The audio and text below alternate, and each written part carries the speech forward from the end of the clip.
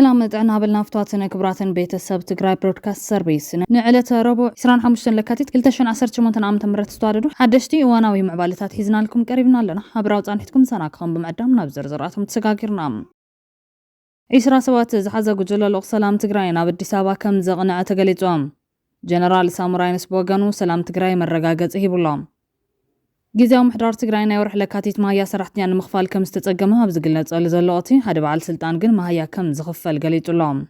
بغالي وقان هزب تقراي سلامن لمعاتني قبوي كبل قدراي مسرابي حمد زهابو وزرارابي قال محتت تفنيوم تقال محتت بفلاين الشعبية زتنقا نحو حاتد ما زخصص يوم حزيون علقو ينمبال وتنقلقل يبل اللهم ملكتي نشعبية مسرابيت إريتريا نقولهم زلني ملكتي كان تبتب تبل داوا تمسو علوا طرحي كلهم زفتو كبر قدماي منستر ابزي غداي تحتاتنتن فتحن ترغاغيص يلوم لي حسبو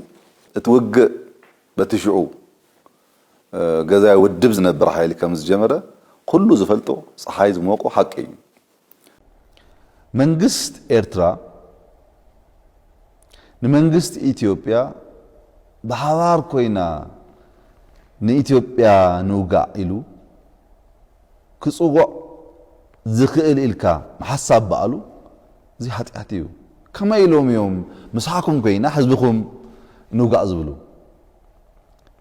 نعطوم نقدفو نهنا دما منغست إثيوبيا نمنغست إرترا بجحانا بحدا خوينا نحقري نوغا إلو كقدمو أي خيلن بغالي زينا تي بوغان إرترا بينو أب بروباغاندا ونتفتات نهاجرو عد مع سرح سرح زل أول سعيد كاب تقراي مبل شامناي تتعمادي رخيب الله إسرائيل نمرح إيران علي كاماني بمنقدي سللا مبرهة ترافيك كم زغتل تتفليت اللام اتزعبين حوارات إمارات عرب اندستري نداد زخانة 5 بليون دولار زواقو فاجايرا بناي إيران سب ألبونا فرت نديد الله نزيعتم من كالوت أقدست معبالساتن كنكافلوكمنا مسانا تنحوم بودامنت كاب حرا مريت ناب تقراي بقربا وان استملس منسي شويت بيتو بزعباتهم ابلعلي زلعالو زرباتا تملكيتو ملاشيبهم شويت بيتو بوحدو حامش تحطوتات بملعالي ملاشيبو زولام نسو بصحف ذهبهم ملاشات صعبام نمنتاي تقراي تمليس كان زبل ناي مناسي قال تستجوي بني برغاديل جنرال ودان طرو علامه سلازتتكام أبو خوين كازي تقالسهم نيركان زبلو قال سنان علامة نانجوهم بحساب زي أمنو قتلتن قونتن سلازغونهم علامة خاصحيت كايخان زبلو أي ساحتنا نانصار رب حزب تقراي زغونا يخون حايلك نقالسو ينام قدمون ود حوحات انديخان زبلو صقامو كابنا حوحات بيت سمولادي انتي صقاملو زبلو من لاشات ذهب خوينو ابا موداتا دما سلطان سلازدلخ عين زبل حتو دما اتم سبات كندي غزي كنزارب هو مناسيات تركب تعدي نقدمت مصينا سلطان كنركبلنا تايدان ليتنال جنرال صادقان بزعدميهم كساب حزب سلطان هرم يبلو من سيك عمصلو سلطاني حزي بلندو اين برون زبل شويت اب حقاوي علامه هلينا حتوتاتنا مسغربنا كندي سب حيل بصحنا كم زنبرنا فلطيوم مستحت زلو بصاينا او قالس كندي كم زحلفنا زينا سلنفالت مستحت زلو بصاينا او قالسي كندي كم زحلفنا زينا سلنفالت من حساون ليبان نيرو من دما مس بصوت هابتا مكران زغاين نيرو مفرح يدلين كلهم بصوت بسلام يملسلو سلازغونه دما نكن امنيلنا نسرحنا حاسوت بروباغاندا يهلون مس بصوتي كاب 2013 بحنساو نيرنا او حرا مريتون بحنساو نيرنا اب قصالون بحبار قالسنا كنعوتنا او قربا زرزر حقي كوصويه سلا بجت استملكته امنتا يوعلوا من اسي مشقط قرام علامه منتاي مخانو كبل حبيرولام بخالي حبريتام اتي بوغان إرترا بينو بروباغاندا ونتفتاتن هاجرو عد مع سرح سرح زل أول سعيد كاب تقراي مبل شامناي تتعماد رخيبهم بوغان إرترا بزي كاول سعيد نسوون ببروباغاندا طرح كالي والا نشتحلاف نزلو إرترا وبعال سلطان تنفس كبلو زير قداي تأمرو بوغان تقراي قنا بالعلوت مرحت بوليتيكا كساب جنرالات كساب وننت ميديا كمونا بومبر ودح وحاتن بوزحات أولات ماخلا كوميتين بابجيزو كمدورو كساب منقست بالتقناون مواتت زعبا خوين كمزل يفلت كاب زبتو ساخي وغان إرترا قداي صمد زبقس أول سعيد بينو نلعل شمون تتقارو ناقلابت مغطالو تبوغان تقراي زلوغنتات معرخن داي زي قوامن تقالبات المخان زملكة خوينام أبقرباوان معخنا زينا تقراي قريبو نصمد زولو دقف زسمع كدان عمن ادما مبل شامناي تتعمادي مس أول سعيد مخانو أزرارا بزعبا خوينو لام زاقيد مس أول سعيد زتراخو تتعمدتي ستالين قبر سلاسي برهانا قبر جيركس هايلا عرفاينه غوديفاي طلعون ابرها تخلو نايل ولد جوارجيس دوري اسكودم كدان عمن خوينو ملوم كمزي انزا مسلا بتعزب تلبام بشيحك الرابحان باشحات كترقومان زخلا لباما تاسأل في كنبلينا إذا مذكرتا سألي تفضلوا دكحو بوي أول سعيدن كدانا آمنا أب أفريقيا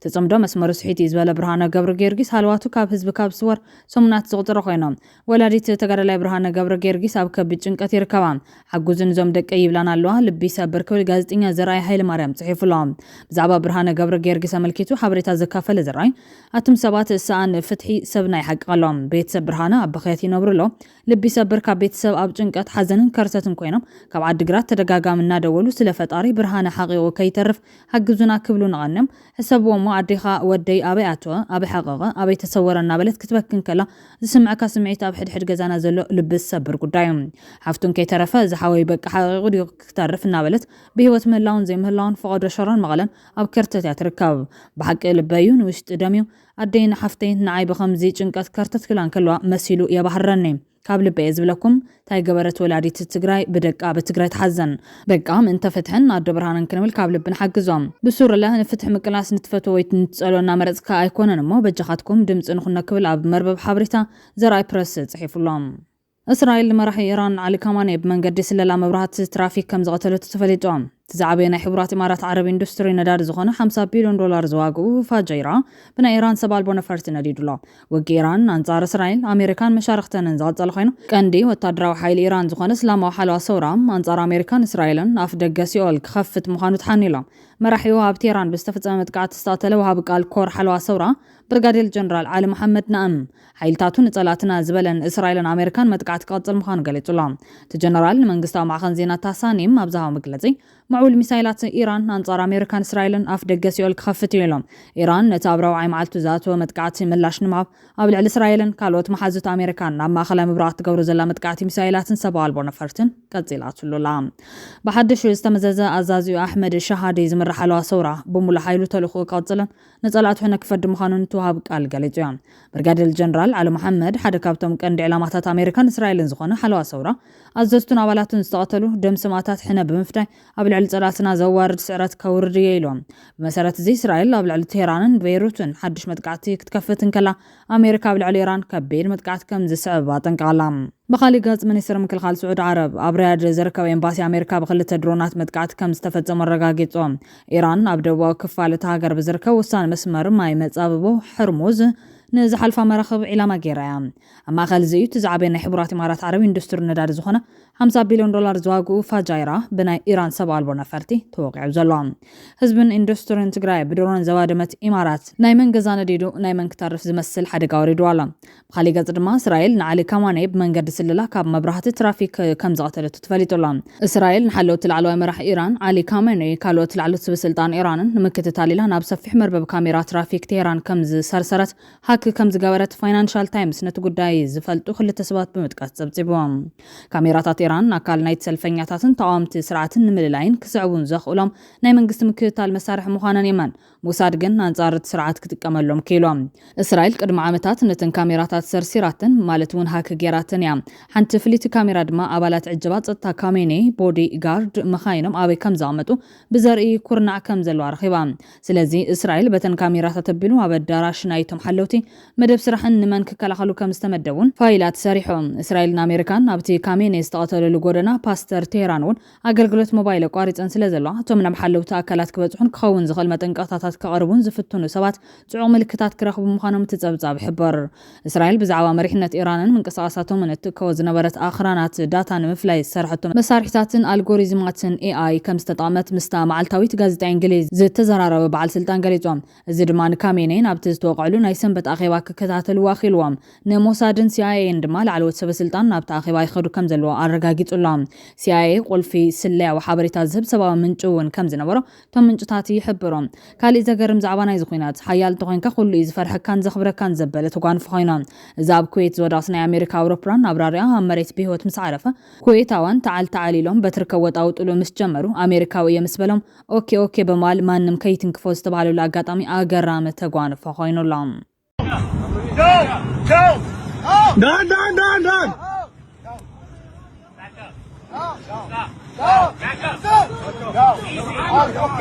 محمد ارجع يا محمد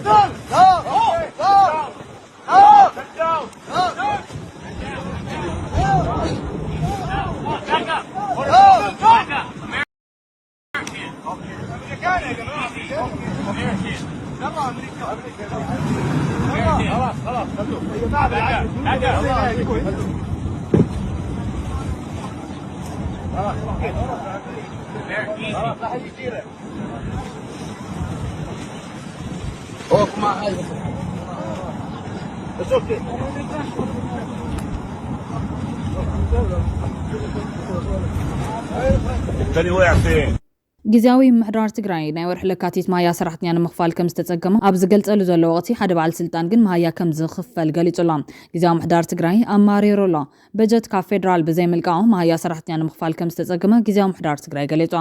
ከም ሓበሬታት ቤት ዕዮ ካልኦት ወጻኢታት ጠጦ ከብሉ መምርሒ ከም ዝሃበን ናይ ወርሒ ለካቲት ንምኽፋል ከም ዝተጸገመ ነፍለጡ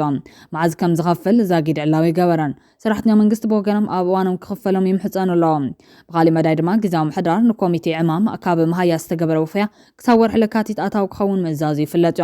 እዚ ደብዳቤ ኣብ ማሕበራዊ መራኸቢታት ምስ ተዘርግሐ ግን ሓደ ላዕለዋይ ሓላፊ ክፍሊት ክንፍጽም ኢና ክብል ጽሒፉሎ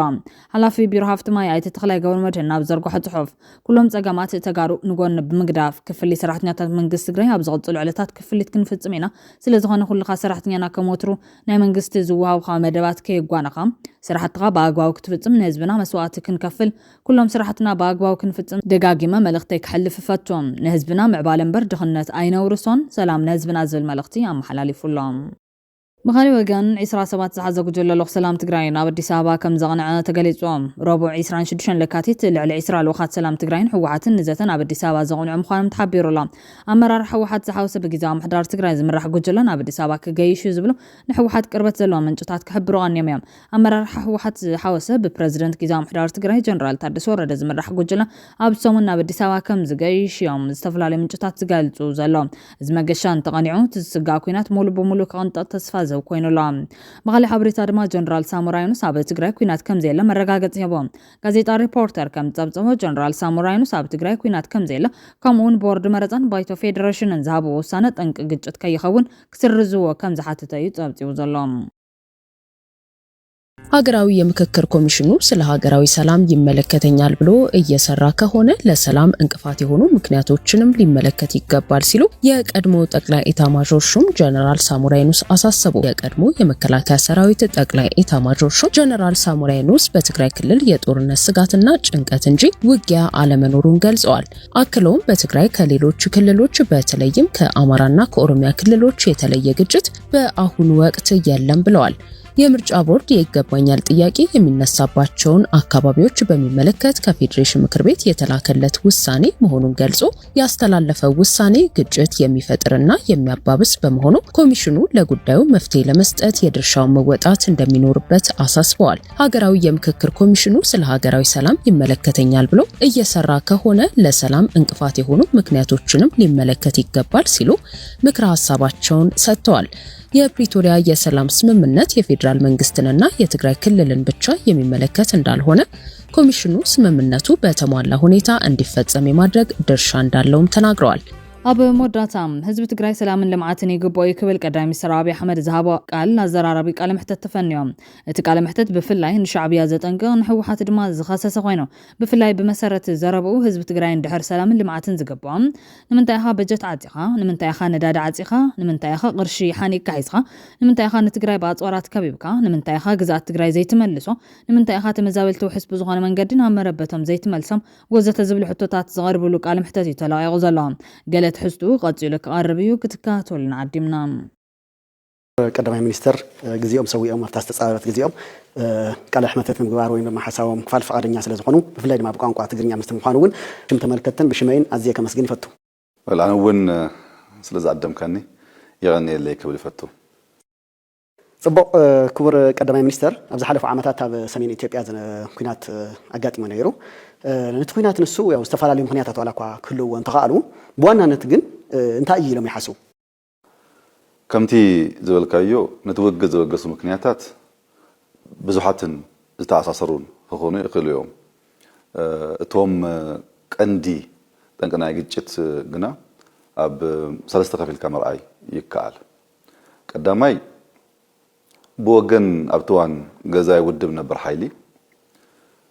ለውጢ ዘይምቅባልን ኣነ ጥራይ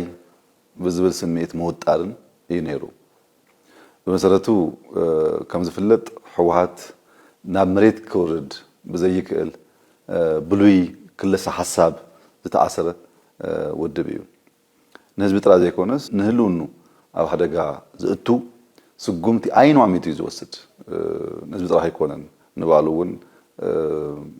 ኣብ ሓደጋ ዝእቱ ስጉምቲ ብዙሓት ግዜ ከም ዝወስድ ይፍለጥ እዚ ድማ ናይ ጥዕና ዘለዎ ፖለቲካዊ ውድብ ባህርያት ኣይኮነን ሓድሽ ነገር ዝሰምዕ እዝኒ እውን የብሉን ክሪኢ ዓይኒ እውን የብሉን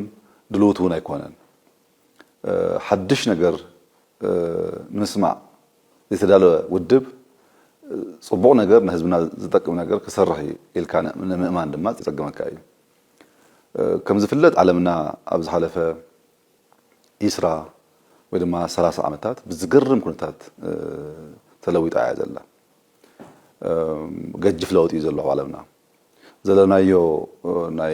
እዚ ግዜ ናይ አርቲፊሻል ኢንተሊጀንስ ናይ ሮቦቲክስ ዘመን እዩ ብዙሓት ነገር ተቀይሮም እዮም በፍልስፍና ደረጃ እውን እዋኑ ብድህረ ዘበናውነት ዝፍለጥ ኮይኑ ቀዳሚ ረብሓ እምበር ቀዳሚ ክለሳ ሓሳብ ዝበሃል የለን እዩ ዝበሃል ብዓለም ደረጃ ፕራግማቲዝም እዩ ዝበሃል ዘሎ ሕጂ ሓደ ሓሳብ ብሓሳብነቱ ጥራይ ዘይኮነ ብጠቃምነቱ እዩ ክምዘን ዘለዎ ዝኾነ ሓሳብ ክህልወካ ይክእል ግን እቲ ሓሳብ እንታይ ረብሓ ኣለዎ ንህዝብና እንታይ ጠቂሙ ዝብል መመዘኒ ኮይኑ ይስራሕ ይኹን እምበር ገዛይ ውድብ ነበር ሕወሓት ግን ነዚ ሓቂ እዚ ክቅበል ኣይከኣለን ኣብ ናይ ቅድሚ 50 ዓመት ድህር ክልስ ሓሳብ ተሸኪሉ ክነብር ፀኒዩ ካብኡ ቁሩብ እንኳን ኮምፕሮማይዝ ምግባር ተዳራይ ነበረን ናይ 19 ክፍለ ዘበን ብሉይ ኮሚቴታት ተሓሳሰባ ነኪሱ ኣይለቀቀን ኢሉ ብሓፂሩ ምስ ዝመታ ሓሳብ ዘይሰርሕ ሓሳብ ንህዝብና ረብሓ ዘይብሉ ሓሳብ ንባዕሉ እውን ዘይጠቅም ሓሳብ ድማ ከም ቁርዲድ ተጣቢቁ ተሪፉ ነቲ እዋን ንምሰል ዝበለ ሓይሊ ለውጢ ቀንዲ ፀላኢ ገይሩ ባጋ ከጥፎ ሓቂ ነው እቲ ናሕሪ ለውጥ ዝፈጥሮ ሓይል ግና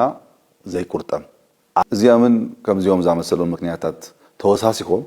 ነቲ ጥሩፍ ሓይሊ ካብ ኩናት ከኣቱ ገይርዎ ድሌት ለውጢ እዋን ዝጠለቦ ናይ ማሕበረሰባዊ ንቅሓት እዩ ናይ ለውጥ መርሕነት ማለት ድማ ነዙይ ተረድዩ ኣመራርሓ ዝህብ ሓይሊ እዩ እንጂ ካብ ቀደም እዚ እምነተይ እዚ ዝፈልጥ ኣው ይፀንህ ኣይበሃልን ፖለቲካ ስለዚ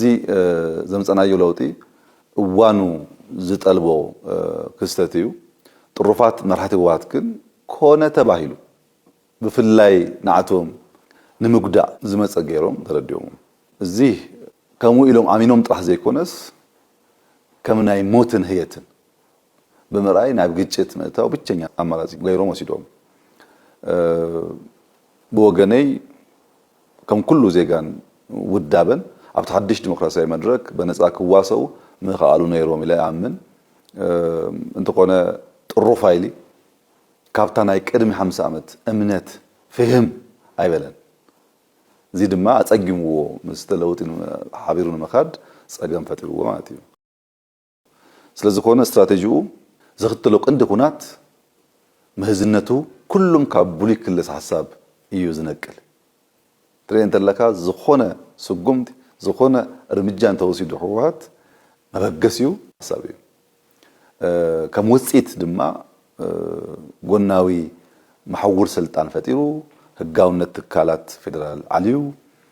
ንህገ መንግስቲ ስርዓት ንጎኒ ብምግዳፍ ድማ ብክልላዊ ውሳነታት ተኪኡ እቲ እዚ ውጥም ቅልቅል ዝብል ዘሎ ጎንፃት ተሓሳስባውን ካብዚ ዝምንጭ ዝብል እምነት እዩ ዘለኒ ንኣብነት ናይ ለውጥ ሓይሊ ዓለም ዝገረመ ተዓምራዊ ለውጥታት የምፁ ኣሎ እቲ ጥሩፍ ሓይሊ ብወገን ኣብ ክንዲ ምስ ሓይሊ ለውጢ ተስማሚዩ ህዝቡን ነፍሱን ዝለውጥ ምስ ጨነለ መዓት ዘይፈልጡ ሓይልታት ድህርነት ወደኽደኽ እናበላይ ይዝርከብ ከም እብድ ከልቢ ድማ መስ መንሰይ ትግራይ ምስ አባላት ጸጥታ ትግራይ ምስ ምሁራት ዲያስፖራ ምስ መላህ ትግራይ ኣብ ከቢድ ቅርህነታት እዩ በወገነይ እርግጸኛ ኮይነ ክዛረብ ዝኽእል መንሰይ ስልጣን ሂዙ እንተዘኸውን ኣብዚ ኩሉ ጣጣ አይና አቱን ነርና ኢለይ ዝኣምን ምክንያቱ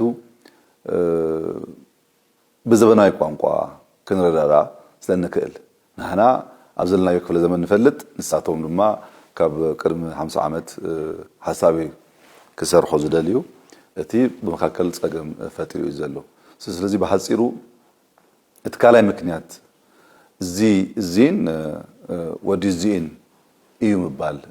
ይካል ኣብ ትግራይ ዝጀመረ ናይ ሰሜን ኩናት ፍሉይ ባህርያት ቅድም ኢለ ገለጽ የለኹ እንትኮነ በሃገር ደረጃ ካብ ዘሎ ናይ ፖለቲካ ስብራት እውን ተነጽሉ ክሪ የብሉን በሃባ ክሪ ዘለዎ ነገር ይመስለኒ በደረጃ ሀገር ዘለዎ ፖለቲካዊ አፈላለያት መብዛሕቶም ስርዓት ወለድ እዮም ቀንድ መሰረቶም ድማ ኣብ ጉጉይ ተረኽ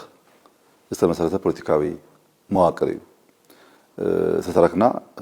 መብዛሕቱ ጌጋ አይኒ ዝነበረ አፈላለይ ኣብዚሁ ፕሮፓጌት ዝገብር ዝነበረ እቲ ጉጉይ ተረክ ፖለቲካዊ መዋቅርና ብቀንዲ ክበላሽ ገይሩ ዝብል እምነት ይዘለኒ ነዚ ጥራሕ ዘይኮነስ ዜጋታት ማንታ ሃገራዊ ማንነት ክህልዎም ተገይሩ መብዛሕቱ ክልላት ናይ ፌደራሊዝም ስርዓት ምዃኑ ጽቡቕ ኮይኑ እንተሎ ግን ማንታ ሃገራዊ ማንነት ክህልዎም ከምውን እንዳዓመኑ ይመጽሉ መብዛሕቶም በምዃኑ ድማ በደረጃ ሃገር ብዛዕባ ትርጉም መንነት ናይ ታሪክ አረዳዳ ምክፍፋል ስልጣን አቃውማ መንግስትን ብዝመልከት አፈላላያት ተፈጥሮም ፖለቲካዊ ስልጣን መን ይውንን ስልጣን ዜጋታት ብሔራት ወይስ ድማ ክልላት በኸመይ ይውሰን ዝብል ንባሉውን ተቀንጸገም ጌርና ክንወስዶ ንኽእል ክልላት በዘላቅነትን ናብ ዳግም ግጭት ዘይወስድን መንገድ በኸመይ ይዋቀር ዝብሉን ተከቢድ ሕቶ እዩ ኣብ ህብረ ብሔራዊነት ተመሰረተ አንድነት ከመይ ይህነጽ ከመይ ጌርና የት ህብረ ብሔራዊ ሓድነትና ክንምጽእ ንክእል ፌደራሊዝም ከመይ ክሰርሕ ኣለዎ ያዋጻና ኢልና መሪጽና እንዲና ግና ከመይ ክሰርሕ ኣለዎ ሃበራዊ ሃገራዊ መንነት እንታይ እዩ ታሪካዊ ቅሬታታት ብከመይ አፍልጦ ክወሃቡም ኣለዎ አሉ ዝተፈለጡ ቅሬታታት ግን ከመይ ጌርና ያፍልጦ ክንህቦም ኣለና ወዘተን ዝብሉ መሰረታዊ ቶታት ዝተዋሃበ ምላሽ ሃገር ኣብ ቀልቀል ጸልፍ ክትነብር ገይርዋ እዩ ኣብታ ሃገር ዘለዎ ገለገለ ግጭታት ካብ ዘይተፈተው ስርዓት ወለድ ቶታት ዝምንጩ እዮም እዞም ጉዳያት በወገነይ በምርጫ ወይ ድማ በቤት ፍርዲ ወይ ወተሐደራዊ መንገዲ ፍታህ ክረክቡ ይኽእሉ ኢላ ኣይኣምንን ፍታህ ይረክቡን ከሙ ናይ ሰሜን ኩናትውን ናቱ ፍሉይነት ከም ዘለዎ ኮይኑ ናይ ባሉ ፍሉይነት ኣለዎ ንሱ ከም ዘለዎ ኮይኑ ካብዛ ሃገራዊ መዋቅራዊ ጸገም ዝተፈለየ ተገይሩ ክውሰድ ይብሉን እዞም ሕቶታት ሃንሳእና ሓዋሩን በትክክል ክምለሱን ክፈትሑን ይግብዎም ኣለዎም ንምንታይ እንተልካኒ እዚ ምግባር እንተዘይከኣልና ቅልውላዋት መልክኦም እናቀያየሩ በቀጻልነት ከመጽዮም ሕጂ ጥራሕ ዘይኮነስ በደቅና እውን እዚ ጸገም ክቀጽል እዩ ስለዝኾነ እውን ዜጋታት ሃበራዊ ተቀባልነት ዘለዎ ስርዓትን ህግን ክህልዎም ኣለዎ እንተ ዘይኮይኑ ጽኑ ሃገር ምህናጽ ኣይከኣልን ኩናት ተኣትዩ ብድሕሪኡ እውን ብዙሕ ቅልውላዋት ኣጋጢሞም ብዙሓት ሰብኣውን ናይ ሕጊ ጥሕሰታትን ኣጋጢሞም እዮምና ክቡር ቀዳማይ ሚኒስተር ኣብዚ ጉዳይ ተሓታትነትን ፍትሕን ተረጋጊጹ ኢሎም ዶ ይሓስቡ ውግእ ካብዚ ስእቦ ሕማቅ ነገር ዘይተሓሰበ እንወትን ማሕሰይቲ ሲቪላትን እዩ እቲ ውግእ በትሽዑ ገዛይ ውድብ ዝነበረ ሓይሊ ከም ዝጀመረ ኩሉ ዝፈልጦ ፀሓይ ዝሞቆ ሓቂ እዩ ስለዝኾነ ብወገንና ጥህሰት ሕጊ ብዘይሻራዊ መንገድ ማለት እውን ብስግግር ፍትሒ ምጻራይ ይግባእ ኢልና ንኣምን ፍትሕ ድማ ካብ ፖለቲካዊ ውግንና ነፃ ኮይኑ ክረጋገጽ ኣለዎ ስምምዕ ፕሪቶሪያ ኣብ መንጎ ነቲ ውግእ ይመርሑ ዝነበሩ ሓይልታት ትግራይን መንግስት ፌደራል እዩ ተፈሪሙ ከም ውጽኢት እታ ስምምዕ እንታይ ተረኪቡ ንዝበልካዮ ግና ከም ወንታ ተስምምዕ ነቲ ኣብ ትግራይ ዝነበረ ንጡፍ ኩናት ክዛዘም ገይሩሉ እዚ ዓብይ ዓወቲ ኢለ ዝወስድ በፌደራል መንግስት ዝምድብ በጀት ተለቂቁ ስያሜ ግብረ ራዕዲ ህወሓት ተላኢሉ ጊዜያዊ መንግስት ትግራይ ተመስሪቱ ናይ ሕጊ እስራት ምእንቲ ሰላም ክበሃል ክፍትሑ ተገይሩ ብሽዑ ዝነበረ ጭቅጭቅ ኩልና ንፈልጦ ኢና ግን ሰላም እዩ ዝሓይሽ ንሰላም ዝክፈል ዋጋ ኢልና ከምኡ ጌርና ድህሪ ውግእ እቲ ዓብይ ፀገም ኣብ ትግራይ ዝነበረ ሰርቪስ እዩ ብድሕሪኡ ኣብ ትግራይ ባንኪ ሓይል ኤሌክትሪክ መንገዲ ኣየር ቴሌኮሙኒኬሽን ሓዊሱ ብዙሃት ገላገደስቲ ኣገልግሎት ናብ ንቡር ተመሊሶም እዮም እዚ እውን ዓብይ ዓወት እዩ ንህዝብና ኢለ ዝኣምን ሰብኣዊ ሓገዝ ብዝተማልአ መንገዲ ናብ መላእ ትክልል ክባህፀ ተገይሩሎ ሹ ብዙሕ ፀገማት እዩ ዝነበረ ኣብ እዋን ስምምዕ ፕሪቶሪያ ዳርጋ መላእ ትግራይ ተፈናቂሉ ነይሩ ብዙሕ ሰብ መፈናቀልን ትብል ዘሎ ወልቃይትን ራያን ጥራሕ ዝመስሎ ግን ከምኡ ኣይነበረን መብዛሕቱ ናብ ቤቱ ተመሊሱ እዩ ንብል እንተለና ኣብ ሽረ ይኩን ኣዲግራት ይኩን ኣድዋ ይኩን መቐለ ይኩን መሰል ፀገማት እዮም ነይሮም ብዙሕ ሰብ ካብ ቤቱ ተፈናቂሉ ዝነበረ መብዛሕቱ እውን ሕጂ ተመሊሱ ናብሩ ጀሚሩ ኣሎ ካብቶም ኣከራከርቲ ዝበሃል ከባቢታት ተወሲድካ ራያን ጸለምትን ዝተፈናቀሉ እውን ናብ መረበቶም ተመሊሶም እዮም ሕጂ ፀገም ኮይኑ ዘሎ ኣብ ከባቢ ወልቃይት ዝተፈናቀሉ ዝምልከት እዩ እዚ እውን ብሰንኪ አንቀጽ መልገጽ የተጥሩፍ ኃይሊ አይሰለጠን ብዙሕ ጊዜ ተዘራሪብና ኢና ዘለና ሕጂ እውን እምነትና ታይ ምዃኑ ህዝብና ይፈልጥ ግን በቲ ብሰንኪ አንቀጽ መርገጽ የተጥሩፍ ኃይሊ ክሰልጥ አይካለን ስለዚህ ኮነ ካብ ስምምዕ በሐፈሹ እዚ ቀጻሊ እዩ ገዛ ይኸውን አብይ እዩ ገዛ ኢለ ዝወስዶ እዞም ካብ ወልቃይት ተፈናቀሉ ዝምልከት ጉዳይ እዩ ምክንያቱ ተፈናቀልቲ ናይ ግድን ናብ መረበቶም ክመለሱ ኣለዎም እዚ ከም ሃገር ይኩን ከም ክልል ዝዋጻና መንገስ ዘይኮነ ንሳቶም መምላስ እዩ ገዛ ይኸውን ኢለ ዝወስድ ስምምዕ ፕሪቶሪያ በሙሉነት ከይፍጸም ካብ ዝገብሩ ዘለው ምክንያታት ነበር ህወሓት ንውሳኔ ንህገ መንግስት ትካላት ንጎን ምግዳፍ እዩ አሚኑ ፈሪሙ ይዘሎ ግን ንጎን እንዳገደፈ መሪጹ ይዝወስድ በኩሉት ስም ዘይኮነስ መሪጹ ካብ ውሽጢ ዘዋጽኦ ጥራሕ ይዝወስድ ኣብ ወል ፕሪቶሪያ ተስማማውሉ ህገ መንግስታዊ ስርዓት ምኽባር ንጎን ይገዲፉ ህግ ብሔራዊ ምርጫ ነጽጉ እዚውን ኣብ ስምምዕ ዘሎ ወሳኝ ጉዳይ እዩ ከምቲ ጅግራፍ በዓላ ወቅያ ተእዊ ከም ዝበሃል በዓሉ ካብ ሕጊ አፈንጊጡ ከበቅ ንዳግም ግጭት ከም ምክንያት ይቅርበሎ ባሕፂሩ ኩነታት ስምምዕ ፕሪቶሪያ ኣብ ደረጃ እዚ ዝርከብ ኢለ ዝኣምን ብኩሉ ወገን ስራሕና ፈሊጥና በሓባር ክንሰሮ ዝግባአና ብሙሉ ተሰሪና መብዛሕቱ ፀገም ይፍታሕ ዝብል እምነት እዩ ዘለኒ ኣብዚ ሕዚ እዋን እቲ ጥሩፍ ጉጅለ ኣብ ትግራይ ያው ኩናት ምድላው እናገበረ እዩ ወይ ድማ ናብ ኩናት ንምእታው ምድላው እናገበረ እዩ ኩናት ምውላዕ እናተንቀሳቀሰ እዩ ከምኡ እውን ፌደራል መንግስት እውን ሰራዊት እናንቀሳቀሰ እዩ ንኩናት ምድላው እናገበረ እዩ ዝበሃል ወረታት ኣሎ ነዚ ሲዑ ህዝቢ ትግራይ ያው ኣብ ከቢድ ሻዕለት ጭንቂ ዘለና ክብር ቀዳማይ ሚኒስተር ኣብዚ ጉዳይ ዘለዎም ሓሳብ እስኪ የብራርልና በቀዳማይ ጥሩፍ ጉጅለ ህወሓት እንብል ዘለና ኩሉ መርሕነትን አባላት ነበር ውድብ ዘይካተተ ዝኮነ እዩ እቲ ኃይሊ በመርሕነት ደረጃ ኮነ በአባላት ተኸፋፊሉ ካብ ህዝቢ ንበይኑ ተነጺሉ ተሪፉ እዩ ህዝቢ ትግራይ ብፍላይ መንእሰይ ትግራይ እጥቃት እውን ሓዊሱ እምቢ ንኹናት ክብል ንሪኦ ኣለና እዚ ድማ ካብ ኩሉ ከባቢ ክሰፊ ዘለዎ ጉዳይ ይመስለኒ ብውስን ቦታታት ጥራሕ ዘይኮነስ ብመላእ ትግራይ ክነብር ዝግብኦ ዝብል እምነት ይዘለኒ ይኹን እምበር እቲ ኃይሊ ጥሩፍነት ህዝቡን ኣብ ሰፊ ወታደራዊ ምልላል ይርከብ እቲ ኣብ አባላቱን ህዝብን ዝነበሮ ተስፋ እናተዳኸመ መስመፀ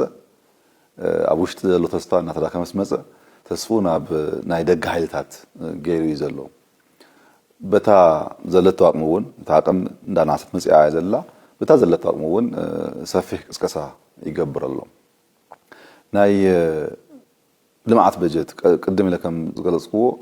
ፌደራል መንግስት በጀት ሰደደሎ ናይ ልማዓት በጀት እናመንጠለ ቀለብ ጥቃት ይገብረሎ ክልል ትግራይን ህዝብ ትግራይን ኣብ ኩነተ ውግን ወረ ውግን ከነብር ካብ ልማዓት ኢንቨስትመንት ክርህቅ ይገብረሎ ህዝብና ገና ኮይኑ ዘሎ እዚ ጥራሕ ግን ኣይኮነን ወርቅን ካልኦት ማዕድናት ትግራይ እና መዝመዘ መግዚ አጽዋር ይገብረሎ እዚ ኃይል እዚ ምስቶም ጨና ልማዓት ዘይፈልጡ ግዳማውያን ኃይልታት ወዛሕዛህ ይብለሎ ካብ ምርጫ ቦርድ ተሰሪዘ ተፈናቀልቲ እና መረበቶም አይተመለሱን ዝብል በዓሉ ዝፈጠሮም ጸገማት ከም ሰበብ ተጠቂሙ ውግህ ይቀስቅሰሎ ናተይ መርገጺ ካብ ቃላት ሓሊፉ ናብ ወታደራዊ ምንትንካፍ እንታአትዩ ግና ከም ቀደም መስለክን ወህጅ ወስደክን ጥራይ ክብል ዝክእል ወገንና በፍጹም ብስሩሕ ኣብ ትግራይ ዝጅመር ውግእ ከም ዘይሎ ክረጋገጽ ደሊ ኣብ ትግራይ ዳግም ውግእ ናይ መጅማር ድሌት ይኩን ፈተና ይኩን ሐሳብ ከም ዘይብልና ህዝብና ክፈልጥ ኣለዎ ሻዕቢያን ህዝብ ኤርትራን ንሰራዊትና ዝገበሮ ደገፍ ዝናዓድ እዩ እቲ ዝተገበረ ድጋፍ በምንታይ ምክንያት እዩ ተገይሩ ዝብል ንጎኒ ገዲፍና ስለቲ አዎንታዊ አስተዋጽኦ አብዋኑ አመስኪና ኢና ዝነበርና እዚ ፍሉጥ እዩ በአደባባይ ዝገበርና እዩ ስለዝኾነ ነቲ እኩይ ተግባር ድማ ንወግዞ ኣለና ትደገፍ አመስኪና ትጸገምውን ከም ጸገም ክልአል ስለዝግብኦ ንወግዞ ኣለና ማለት እዩ ነህና ንእኩይ ንሰናይ ድማ ሰናይ መባል አይንስከፍን ሰራዊት ኤርትራ እዚ ሰሜን ስለስተጠቀ ነቲ አጋጣሚ ተጠቂሙ ናብ ትግራይ ምእታው ይፍለጥ መንግስት ኣብቲ እዋን ግዳማዊ ኃይሊ ከላኸል ኣብ ዝኽእሉ ኩነታት አይነበረን ኃይልና ወሰንዩ ምስ ህወሓት ኣብ ውግእ ናዝነበርና ትግዳማዊ ኃይል ምክልካል አይንክእል ነይርና ስለዝኮነ ሰራዊት ኤርትራ ኣብ ትግራይ አትዩ ከበርቲ ገበናት ፈጺሙ ትካላት ዘሪፉን ዓኒዩን ንጹሃት ቀቲሉን አሚጹን ሲቪላዊ ትህተ ቅርጽን ማህበራዊ ትካላት ዘሪፉን ዓኒዩን ብፍላይ ኣብ ከተማ አክሱም ኣብ ውሽጢ ክልተ መዓልታት በአማይት ዝቁጸሩ መናእሰይ ጨፍጭፉ ሽውዩ ዝተፈላልዩ ባለ ስልጣን መንግስት ፌደራል ንአስመራ ሰዚና ዝነበረና ማለት እዩ አክሱም ጥራሕ ዘይኮነስ ከም ባል አድዋ አዲግራትን ሽረን ሓዊሱ አባይቲ አፍሪሱ ኢንዱስትሪታት ዓንዩ ማሽነሪታት ዘሚቱ ካውን መቀለ ዘይአቱ ኢልና ሽዑ ታክቲካዊ በዝኾነ መንገድ አጽይና የሆነና ከም ዝፍለጥ ንምንታይ ብዛዕትወ ከተማ ሁሉ ጥፋት ይገብስ ዝነበረ ሕዚውን አለኩ የንምባል ውጥም ቅልቅል ይብለሎ መልእክተይ ንሻቢያ ንሰራዊት ኤሪትሪያ ንኩሎም ዘለኒ መልእክቲ ቀንጠብጠብ ትብል ዳዋ ተመጾ ኣለዋ ጥራይ ክብሎም ዝፈቱ ቅርብ ኢልና ክንሰርሕ ፈቲና ነርና ካብ ልምድና ዝተመሃርናዮ እንታይ ተይልካኒ ካብዚ ሃይለዚ ዝኾነ ጽቡቕ ነገር ክርከብ ዘሂሰብ እዩ ስለ ዝኾነ አቅሜን ተተረኪቡ ካብ ምዝራግ አዲ አይወለን ይኩን እንበር በደንቢ ስለዝነፈልጦ ዳጊሙ ለህዝብና ከበድል እድል አይረክብን ከመዋይት እድል አይነህቦይና ምናልባች እንተፈቲኑ ድማ ናይ መወዳእታ ፈተነ ያተኸውን ኢለይ ዛምን ትግራይ ክትመሓርን ተመክሮ ክትወስድን ዘለዋ ዝሓሸዋ እምበር ካብ ዝናስዋን ዝተሓቱን ኸውን የብሉን ዝብል እምነት ኣለኒ ህዝብ ትግራይ ሰላምን ልማትን ይግብዖ ሰላምን ልማትን ይፈቱ ሰላምን ልማትን ተቃሊሱ ይዘሎ በአንጻሩ ዳግም ውግእን እንወትን አይግብዖን ዝብል ጽኑ እምነት ያለኒ እዚ ድማ በብሉ ያተሐሳሰባ ከረጋገጽ አይከልን ስለዚህ ስልጣን ናይ ህዝብ እዩ ስልጣን አብኤድ ዝተማሃሩ መናዓሰይ ክእቱ አለው ዝብል እምነት ኣለኒ ንንታይ እንተልካ አባጋ አርጋን ዝርጋን ከም ዝበሃል አብርጋኖም ውግዝ ጥጅዑ ወለዲ ድማ ግደፉ ስልጣን ያክለኩም ንደቅኩም አረክቡ ህዝብና አድና ሰላም ተፈቱ ክብሎም ደሊ ትግራይ ረፍት ደሊ ሰላም ተደሊ ልማት ተደሊ በወገና ድሌት ህዝብና ንምድጋፍ ድልዋቲና ኣብ ዝኮነ ክልላት ዝመጽ ዘሎ ልማትን ሰላምን ንትግራይውን ይግባይልና ንአምን ህዝብናውን ምስ ደለይቲ ሰላምን ዝተምሓሩ መናእሰይ ደቁን مسوم وجينو حبيرنا نسلام اللي معاتن تجراي نسرح قبل يفتو تملكتي زي